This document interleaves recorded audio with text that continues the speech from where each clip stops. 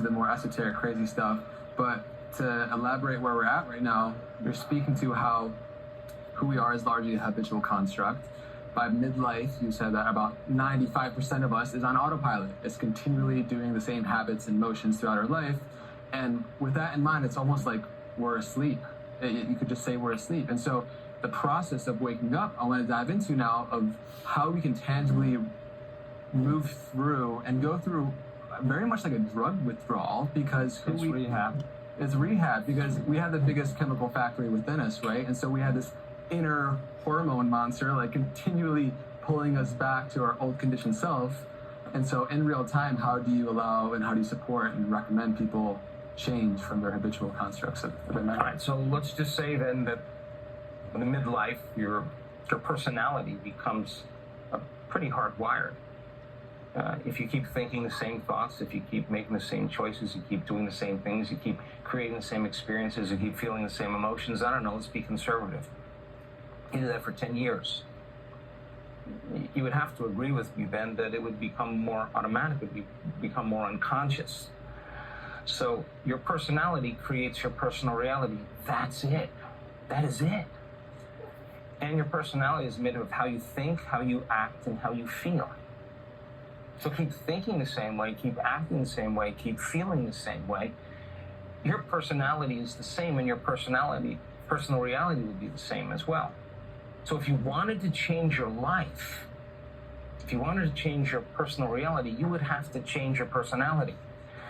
And then you'd have to start thinking about what you've been thinking about and decide if you really want to believe that any longer. And when does the story end? It's that moment that you become so conscious of that thought, you're so tired of it, you're so aware of it that you would never let it slip by your awareness ever again.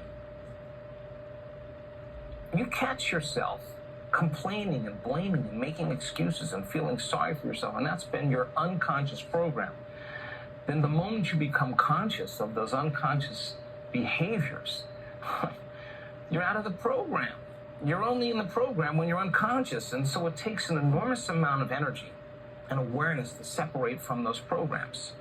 And then there's those emotions that we feel every single day that are so familiar to us that we don't even know what they are. We just feel guilty. We don't even know it's guilt. It's just how we feel. And the stronger the emotions that we have to experiences in our life, the more altered we are inside of us. When the chemistry changes inside of us, the brain narrows the focus on the cause and takes a snapshot or a series of snapshots, and that's called a long-term memory. And so then it makes total sense then that a person, by every time they relive that event in their life, they're making the same chemistry in their brain and their body, and their body's literally believing it's living that experience over and over again. And now the body's so in the past that it's the mind of the past. So then the act of becoming so conscious that you don't go unconscious is a changing of consciousness. How many times do we have to forget until we stop forgetting and start remembering? That is the moment of change. And I looked up the word meditation. I looked it up.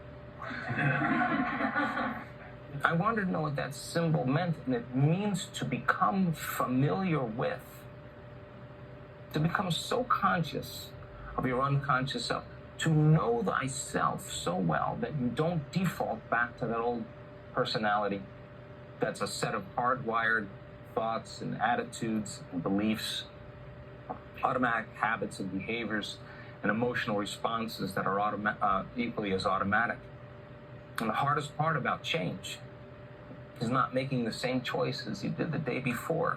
And the moment you decide to make a different choice, I got news for you. Get ready, it's gonna feel uncomfortable. It's gonna feel unfamiliar. There's gonna be some uncertainty. There's gonna be some unpredictability. You're not complaining any longer. Your body's gonna go, well, what have you been doing for the last 30 years? You're just gonna stop today?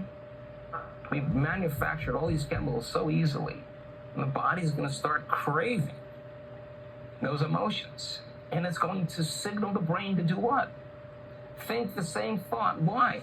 So it can make the same choice, so it can do the same thing, so it can create the same experience, so it can feel the same emotion. And the person says, this feels right to me. No. It feels familiar to you.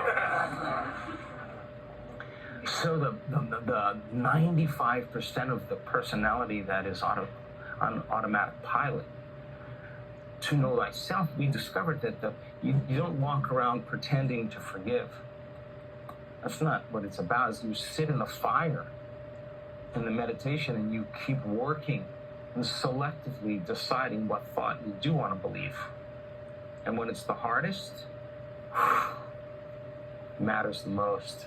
If you were really, truly ambitious about your life, you would say before you got up in the morning, I'm going to remind myself of who I no longer want to be, how I'm not going to think, how I'm not going to act, how I'm not going to feel. I know it's going to be uncomfortable, but let me just, when I step in that river of change, that biological, that neurological, that chemical, that hormonal genetic death of the self, let me help myself here. What thoughts do I want to fire and wire in my brain? And with attention and with intention. If a belief is just a thought you keep thinking over and over in your brain, you can begin to install neurological hardware in your brain.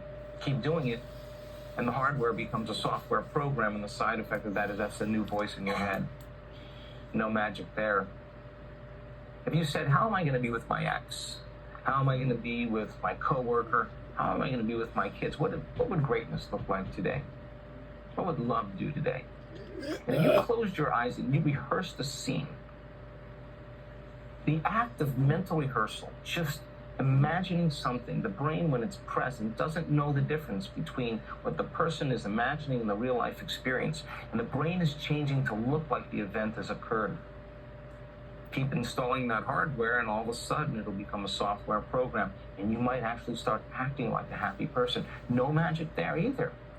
You primed the brain for that behavior. You installed it.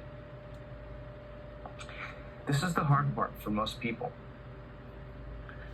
Can you teach your body emotionally what the future will feel like before it happens? That means you're not waiting for your wealth to feel abundant. You're not waiting for your success to feel empowered. You're not waiting for your new relationship to feel love. You're not waiting for the mystical experience to feel awe. You're not waiting for your healing to feel gratitude. That's the old model of reality of cause and effect. Wait for something outside there to change, to take away this lack or separation or emptiness that I feel inside me.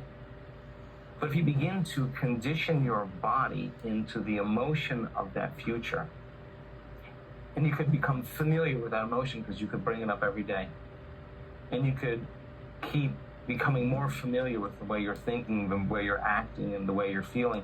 If you actually feel the emotions of your future before they happen, you'll never look for it. Why would you look for that future if it felt like it already happened? Get ready. I'm telling you, get ready, because weird things are going to happen in your life. The side effect of that is the synchronicity, the serendipity, the coincidence, the opportunity, the unusual event that causes you to do the and I'm not talking about a parking space either. I'm talking about a real life event where your world is rocked and somehow you come to the